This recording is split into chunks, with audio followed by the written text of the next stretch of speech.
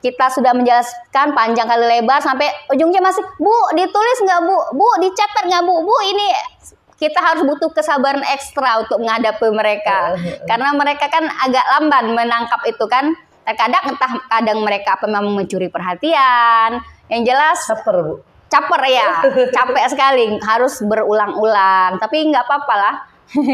Itu merupakan tantangan buat guru. Sahabat rumah di rumah, bersama saya Jenny.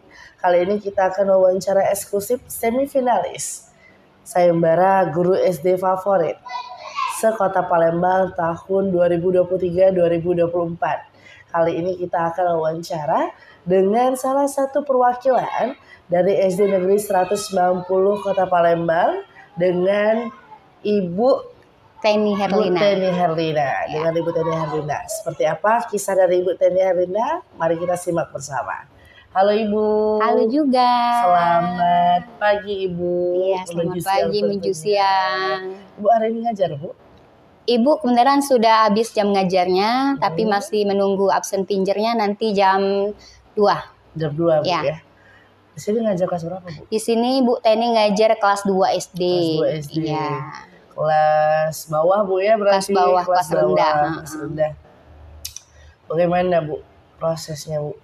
Apakah susah, mudah? Ya, selama pengalaman Bu Teni ngajar dari tahun 2004, baru sekali ini Bu Teni mengajar kelas rendah. Oh, baru selama ini mengajar kemarin kelas 4, kelas 3, nggak termasuk tinggi kan sedang. Baru sekali ini pengalaman yang menarik sekali mengajar di kelas rendah. Kelas yang benar-benar mungil Bu ya? Iya, kelas peralihan dari kelas 1 ke kelas 2. Dari balita ke anak-anak. Iya, masa transisi. Benar sekali itu Bu.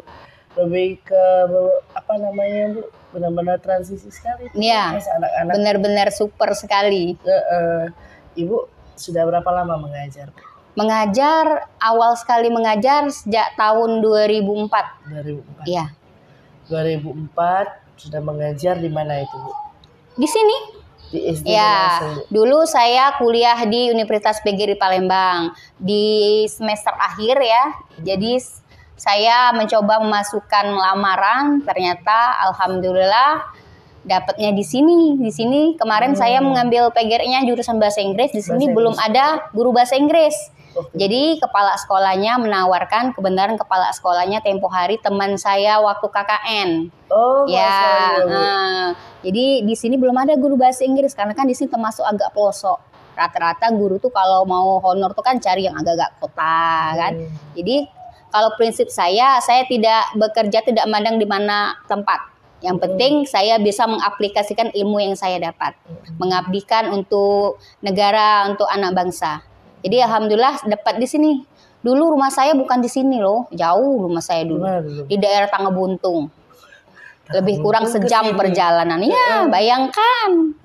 Perjuangan yang perjuangan sekali. Cuman alhamdulillah membuahkan hasil.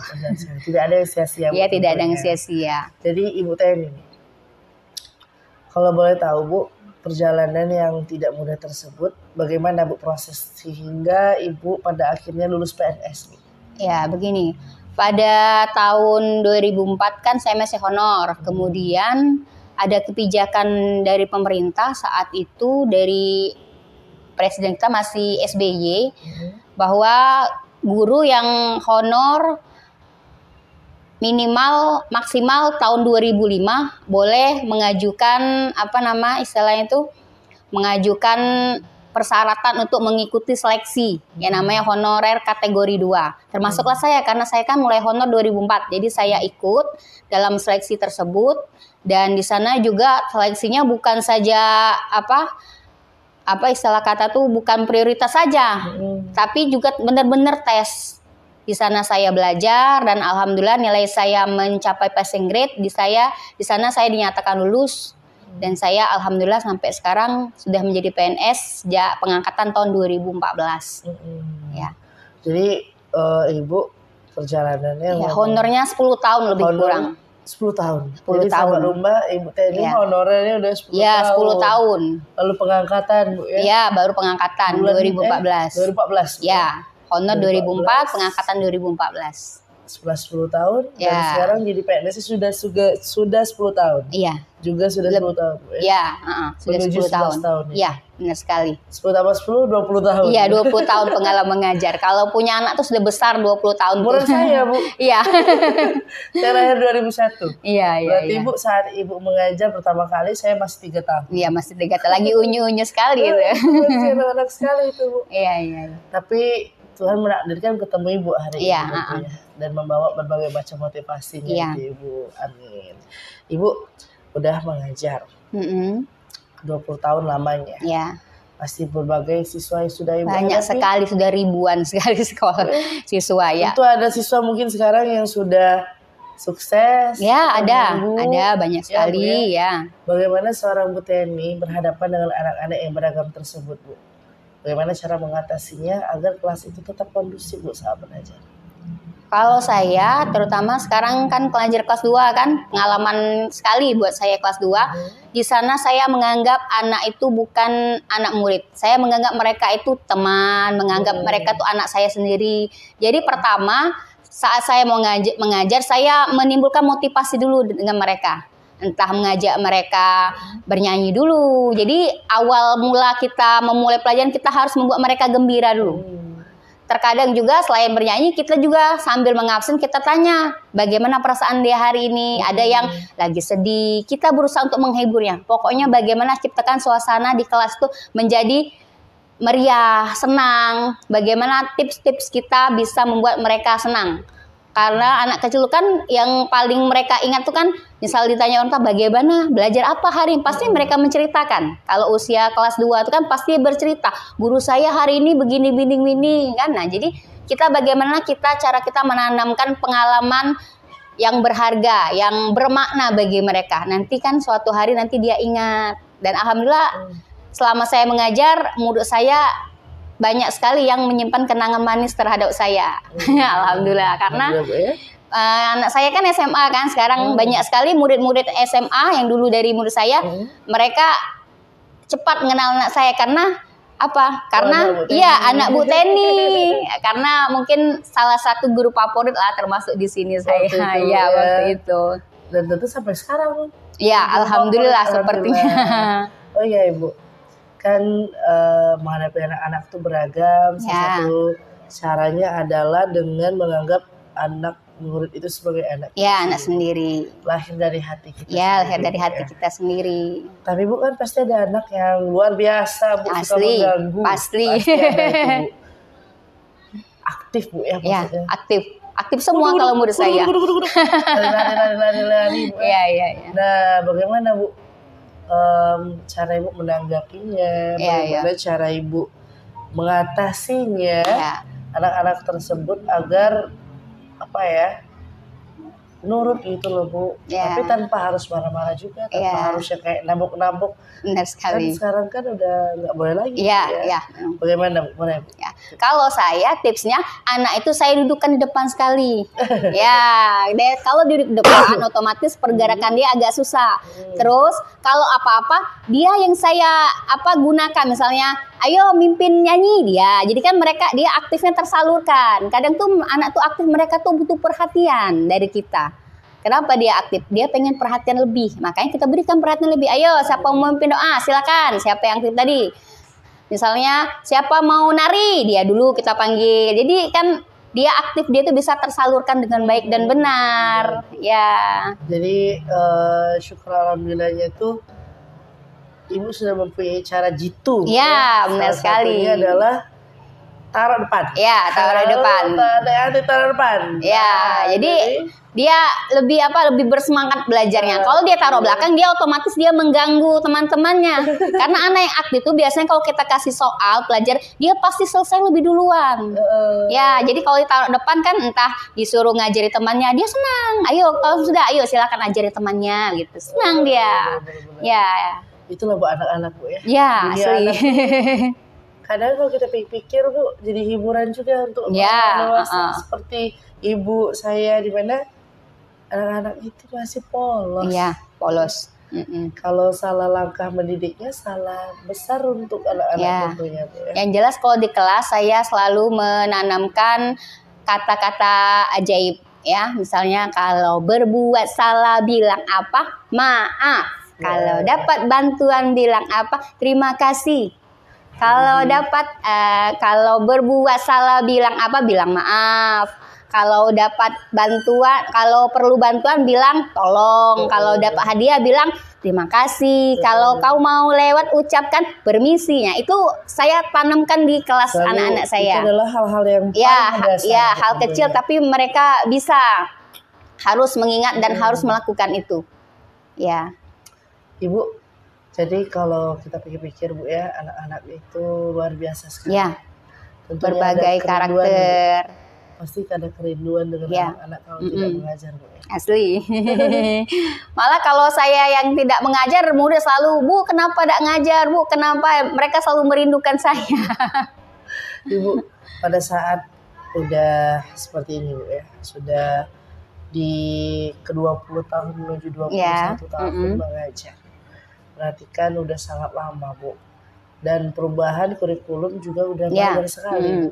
Dari zaman KTSP, lalu K13, lalu kurikulum merdeka sekarang. Benar sekali. Berarti Ibu sudah menerapkan kurikulum merdeka. Bu? Ya, sudah kurikulum merdeka sekolah kami. Karena sekolah kami SD 190 merupakan salah satu sekolah penggerak. Sekolah penggerak ya. Jadi sudah kurikulum merdeka. Ya, sudah kurikulum merdeka. Bu, bagaimana Bu kiat-kiat Ibu mengatasi perubahan tersebut Bu?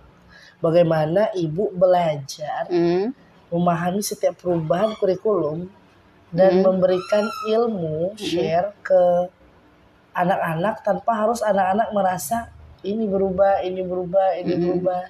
Kan pasti ada perasaan yang berubah-berubah itu kan Bu, membuat anak-anak bingung. Gimana Bu kiat-kiat seorang petani agar anak-anak itu tidak bingung dengan perubahan kurikulum yang ada, tidak bingung dengan metode pelajaran yang sudah berubah, bagaimana Bu? Kalau saya tidak perlu memberitahu, nah sekarang kita kurikulum nih, itu kan membuat anak menjadi tanda-tanya. Yang penting bagaimana kita ngalir saja. Misalnya dulu kan kelas 4 kan belajar IPA IPS ya. Dulu saya pernah mengajar kelas 4, ganti menjadi IPAS. Paling Bu kenapa tidak ada lagi Bu IPA, tidak ada lagi IPS, kita jelaskan saja. Jadi anak juga tanpa perlu tahu, tapi bergantung cara kita saja bagaimana menjelaskannya. Jadi anaknya tidak dibebani kenapa berubah, kenapa kurikulum begini. Yang penting bagaimana caranya kita menyesuaikan saja. Kalau kurikulum kemarin bagaimana, kita sesuaikan saja. Malah kita tambah lagi, perbaharui lagi bagaimana supaya pelajaran menjadi menarik dan mereka tertarik untuk belajar. Benar Ibu. Kalau untuk media belajar sendiri Bu kan pasti sudah berubah Bu ya. Di era dulu sama sekarang. Apa Bu yang paling kerasa perubahannya? Media belajar. Kalau media belajar, kalau dulu kan pakai Infokus ya. Menurut saya Infokus tuh memang bagus, tapi sekarang agak ribet mau nyolokin kabel itu makan waktu. Kalau saya ganti pakai Chromebook anak-anak. Kadang-kadang saya pakai word wall, jadi anak satu-satu maju ke depan sambil mereka belajar komputer juga kan. Jadi mereka belajar internet. Terkadang dari sekolah kami banyak dapat bantuan Chromebook. Saya kasihkan sebangku itu satu anak, jadi berdua satu anak sambil mereka belajar bermain, entah itu teka-teki atau kan permainan untuk anak-anak. Jadi secara tidak langsung kita mengajarkan IT kepada anak itu, ya.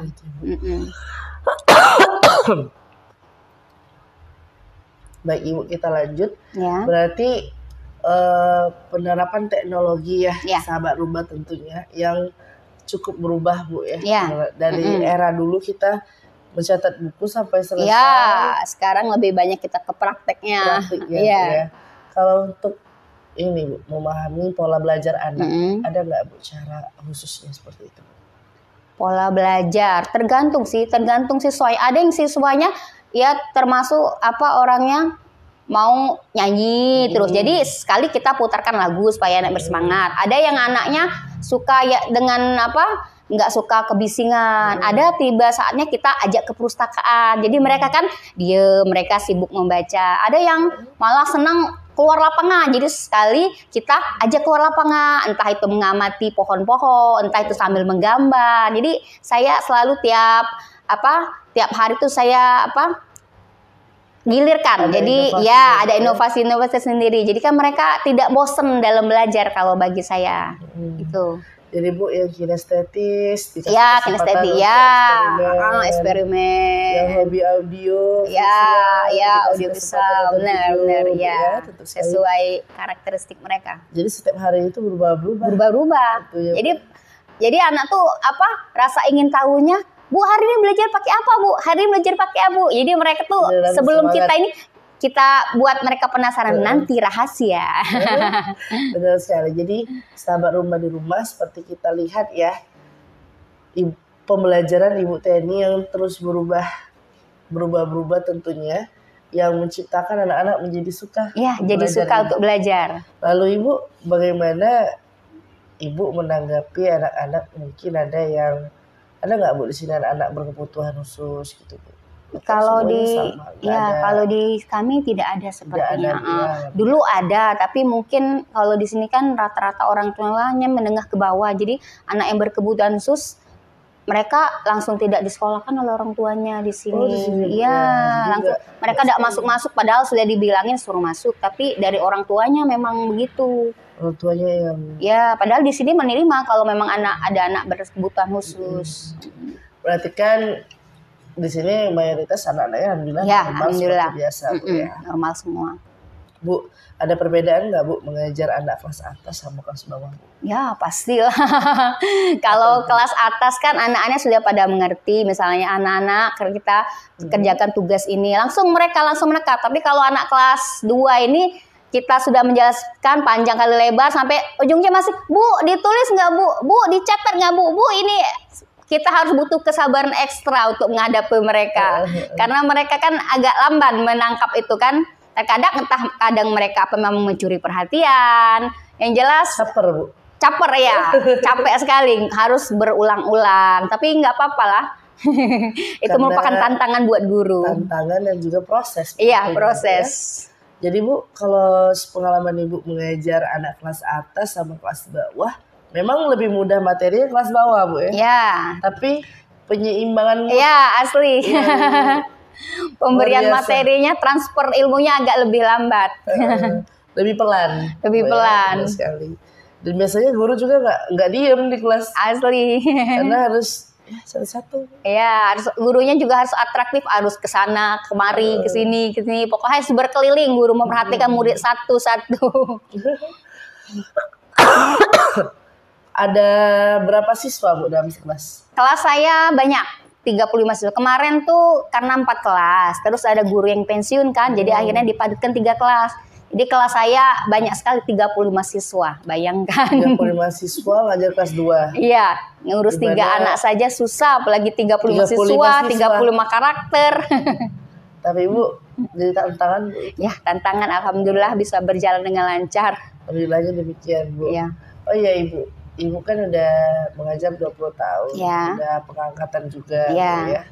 Ada nggak Bu cita-cita selanjutnya pengen jadi apa Bu? Pengen jadi kepala Kalau sekolah? kalau sekarang saya sedang menjalani pendidikan guru penggerak ya angkatan 10. Jadi mungkin di sana nanti akan menjalani proses kalau setelah selesai pendidikan guru penggerak itu lebih kurang 6 bulan. Itu mungkin katanya nanti bisa kalau sana mau menjadi kepala sekolah atau menjadi pengawas. Ya, itu. Jadi sekarang tuh pengen jadi apa namanya Bu?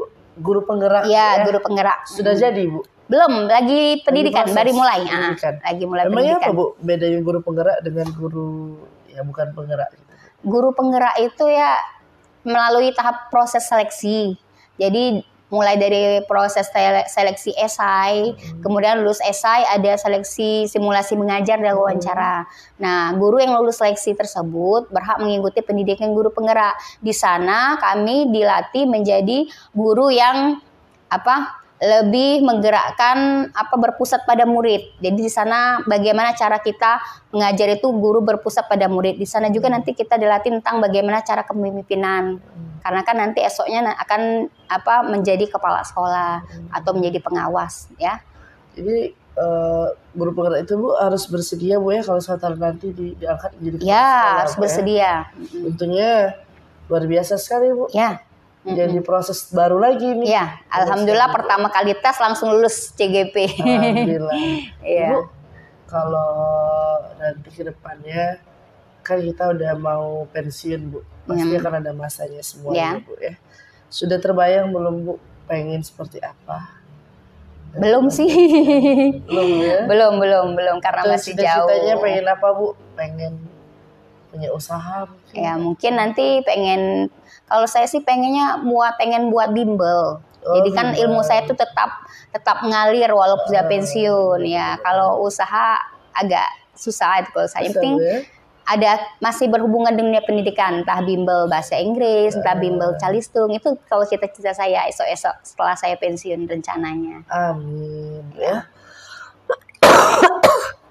Jadi sahabat rumah di rumah, luar biasa sekali ya dengan Ibu Teni, pengennya menjadi seorang yang bermanfaat ya tentunya untuk siapa saja. Iya, untuk siapa saja. Luas tentunya. Yang jelas ilmu kita tetap mengalir kan, karena kan ilmu amal jariah itu kan kalau kita sudah meninggal kan yang salah satunya tetap mengalir itu amal jariah kan. Jariah. Salah satunya dari ilmu yang bermanfaat. Bu, pasti mengajar selama 20 tahun lamanya itu ada momen terindahnya Bu. Terindah, berkesan, momen sedihnya. Nah, boleh ceritakan Bu momen yang paling mengenang. Yang paling mengenang yaitu ya saya diangkat PNS kemarin. Ya, karena kan perjuangan selama 10 tahun kan, ditentukan dalam waktu sehari tes kemarin kan. Sebelum mau pengumuman kan sempat ditunda berapa bulan kan, sempat juga ada isu-isu miring katanya ada orang yang menggunakan sesuatu dan hal supaya lulus. Saya nothing tulus saja, bismillah, kalau memang rezeki saya insya Allah saya lulus, kalau bukan ya sudah mungkin Allah ada kehendak lain. Nah pada saat malam pengumuman saya dikabari teman saya belum tahu karena kan jadwalnya kan berubah, kembali dikabari teman saya. Nah di situ saat saya sangat berkesan dan sujud syukur, langsung di sini ada 3 di sini kemarin yang ikut tes, 3-tiganya lulus semua, alhamdulillah. Iya. Nah kalau momen dengan siswanya gimana? Momen dengan siswa itu waktu tahun kemarin, waktu ikut pelatihan PPG. Ya, siswa saya kelas 4 sekarang kelas 5. Mereka menjadi salah satu sumbangsi saya saat mengerjakan PPL 1, WPL 2 dan ujian. Jadi anak-anak murid itu mereka ikut juga dalam syuting pembuatan video pembelajaran. Anak-anak itu. Jadi mereka juga senang turun andil dalam mensukseskan saya lulus PPG kemarin ya. Jadi luar biasa sekali ya, luar biasa. Jadi kalau dipikir-pikir kenangannya itu luar biasa banyak. Luar biasa. Ya. Ada yang teringat, ada yang kita ingat, anak murid yang kita ingat ya. Bagi anak-anak yang memang membantu kita dalam berproses sekali. Ibu, saya sudah bahas soal momen, sudah bahas soal siswa-siswa tentunya Bu ya. Selanjutnya Bu, kalau Ibu diberikan kesempatan untuk berinovasi, ada nggak Bu inovasi yang ingin Ibu terapkan Bu di SD ini tentunya? Inovasi, saya maunya yang tadi siswa di sini pinter main IT semua kan. Jadi kalau belajarnya siswa itu kalau misalnya ngabsen dia langsung seperti guru kan fingerprint, tapi pakai ini saja, pakai HP kan. Jadi mereka pakai fingerprint, pakai HP kalau masuk kan. Jadi kalau mereka ini kan imagine membayangkan Jadi misal belajar silakan bawa tab sendiri, silakan buka ini situs ini. Jadi kan mereka bisa belajar bersama-sama kan. Jadi Bu using teknologi banget. Itu lebih mempermudah kan. Seluruh teknologi diterapkan secara keseluruhan. Iya, maunya sih. Semoga aja nanti ya. Biayanya juga tidak sedikit Bu, tapi kita tidak tahu. Siapa tahu beda kepemimpinan Indonesia lebih benar baik sekali ya seperti negara-negara maju kan begitu semua, mereka sudah modern semua kan. Oh iya Bu, pasti di dalam perjalanan itu kan memiliki hikmah Bu yang bisa dibagi dan bisa memberikan motivasi kepada sahabat rumah di rumah tentunya bagaimana proses Bu Teni untuk mencapai cita-citanya. Masih ada hikmah dan motivasi. Dan kami ini Bu lagi di tahap berjuang. Kaula muda seperti kami, anak 2000-an. Bagaimana Bu motivasinya Bu dari Ibu untuk kami agar kami ini menjadi orang-orang yang tahan banting. Ya. Mengingat perjuangan mengajar sudah 20 tahun. Itu nggak mudah itu, Bu. Ya. Dan pantang menyerah tentunya. Ya. Lalu motivasinya, Bu? Tips saya yang jelas, tiap kita harus selalu mengikuti perkembangan zaman ya. Terus hidup kita tuh harus ada target. Misalnya apa? Misalnya kalau kemarin saya kan pernah ikut seleksi yang PPG ini ya, pretest. Pernah tidak lulus sekali. Ya, sudah tidak lulus, itu bukan buat kita down, malah kita harus belajar. Bagaimana? Kenapa orang bisa lulus? Kenapa kita tidak bisa? Ya, di situ kan kita belajar dari pengalaman, jangan tidak pantang putus asa kan terus. Bukannya kalau kegagalan itu membuat kita down, bukan. Jangan jadikan kegagalan buat kita menyerah, malah kegagalan itu harus kita capai kesuksesan selanjutnya. Dan alhamdulillah saya gagal di 2019. 2020 corona, tes lagi di tahun 2021, alhamdulillah saya lulus untuk ikut seleksi PPG dalam jabatan. Jadi pantang menyerah. Ya, pantang menyerah setelah gagal. Bersyukur. Ya, selalu bersyukur. Karena kegagalan itu adalah kesuksesan yang tertunda. Iya, betul sekali, benar sekali. Betul sekali itu.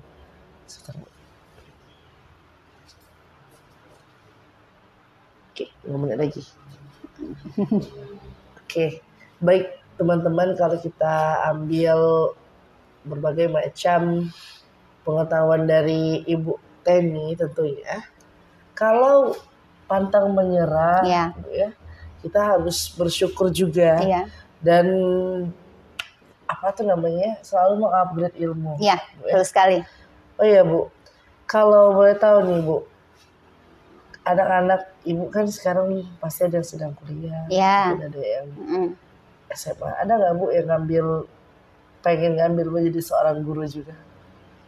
Banyak yang main guru, jadi guru banyak juga. Anak-anak ya. Ibu, ya. Kemarin tiba saya nanyakan cita-cita apa? Nah, cita-cita banyak mau jadi guru, Bu, seperti Bu Teni. Anak saya yang murid kelas 2 ini kan banyak sekali yang pengen seperti Bu Teni katanya. Ibu tuh sudah menjadi role model anak-anak tentunya, anak-anak Ibu yang mungkin saat ini ada yang lagi SMA kayaknya, Bu, ada sekolah ada yang sekolah SMA.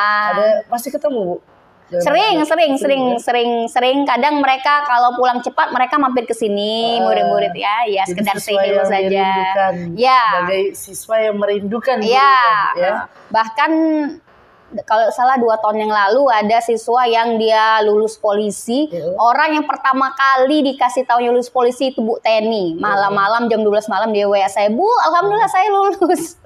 Ya, jadi terharu sekali rasanya. Orang yang pertama kali mengetahui kelulusan kesuksesan siswa itu adalah gurunya. Iya. Berarti kan gurunya itu sangat berkesan. Iya, betul sekali. Ya. Sangat dicintai. Iya, insya Allah. Amin. Amin. Baik, sahabat rumah di rumah. Luar biasa sekali pengalaman Bu Teni ini, dan juga sesuatu itu tidak ada yang sia-sia. Iya, betul sekali, tidak ada yang sia-sia. Tetap optimis dalam menjalani kehidupan. Benar sekali, Bu. Awalnya berapa, Bu, gaji sebagai seorang honorer? Aduh, jauh zaman dulu sih gajinya cuma 100.000 tahun 2004. 1 bulan, Bu. Iya, 1 bulan. Bulan 300.000. Ya. Berarti saat itu yang masih minim ya. Iya. Jadi sekarang alhamdulillah, Bu, sudah ada sejutaan lebih kalau yang guru honor. Sekarang untuk honorer udah lebih. Dan Ibu sudah di fase menjadi PNS juga udah lebih baik. Sudah lebih baik ya. Alhamdulillah. Nah, jadi sahabat rumah di rumah yang gaji hanya 100.000 mampu memiliki mental yang kuat, bertahan, sehingga tercapai cita-cita sebagai guru PNS, diangkat menjadi guru. Apalagi kita yang tentu punya privilege. Mungkin ada teman-teman yang orang tuanya mampu, ada yang mempunyai privilege sebagai orang-orang yang cerdas. Kenapa tidak? Untuk terus semangat, tetap semangat, pantang menyerah tentunya. Baik, Ibu Teni, terima kasih sama-sama untuk berbagai macam motivasinya, inspirasi kepada kami kaula muda tentunya. Dan sahabat rumah di rumah, jangan lupa untuk like video, share, dan juga subscribe akun Rumba tentunya sebagai wujud dukungan kita kepada Ibu Teni agar terpilih penganugerahan guru SD favorit sekota Palembang tahun 2023-2024. Baik sahabat Rumba di rumah, saya Jenny bersama Ibu Teni hari ini. Kami pamit undur diri. Salam Rumba.